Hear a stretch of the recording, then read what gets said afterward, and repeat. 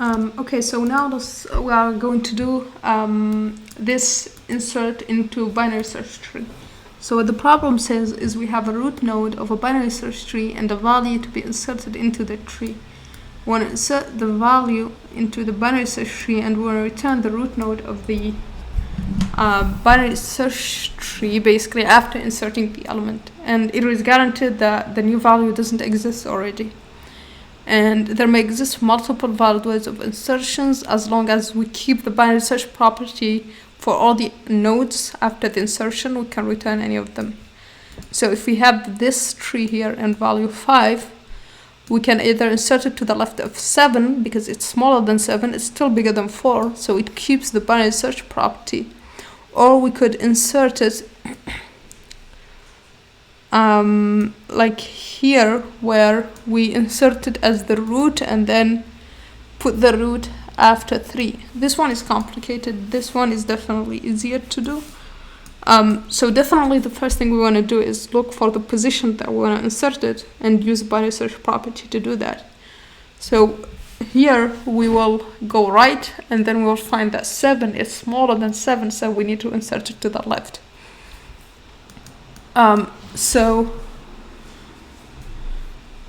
basically when we arrive at a node and we want to insert it either to its left or its right, and we find that there is no left, then we can just make it the left value, right? So I guess what we can do here is just, if not root, then we could just return the value, create the node, right, and create it with val. Otherwise, if the value is smaller than root.val, then that means we need to go left.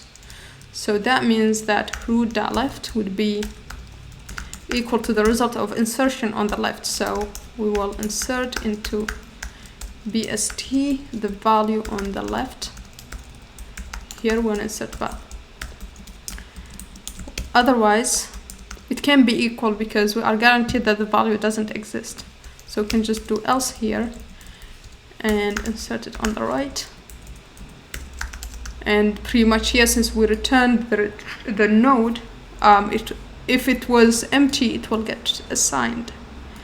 And here we need to return root. Let's run this and see.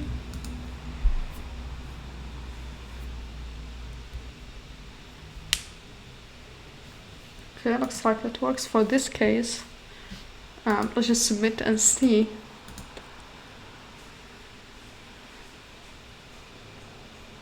Okay, cool, so that works. Yeah, it was pretty straightforward.